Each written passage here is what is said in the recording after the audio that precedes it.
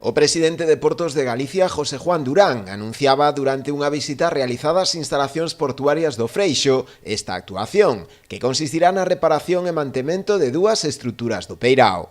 A primeira delas, o dique flotante, que sufreu desperfectos a causa dos temporais e a virulencia do mar este pasado inverno. Do dique flotante, do dique de abrigo flotante que aquí se atopa, que presta en consecuencia protección a toda a dársena, e que sufreu unha serie de desperfectos froito da forza do mar que levou a, digamos, a separación de dous módulos e o conseguinte desplazamento dun deles que, lóxicamente, bueno, unha situación de mar forte, pois podería ocasionar algún problema maior. Se vai a actuar así. Tamén se repararán varios fingers que se atopaban en mal estado. Se van a reparar unha serie de fingers, que son as estructuras perpendiculares aos pantaláns que permiten acceder ás embarcacións, que tiñan tamén daños, e estábamos comentando pois actuacións que se veñen de desenvolver que teñen que ver en términos xerais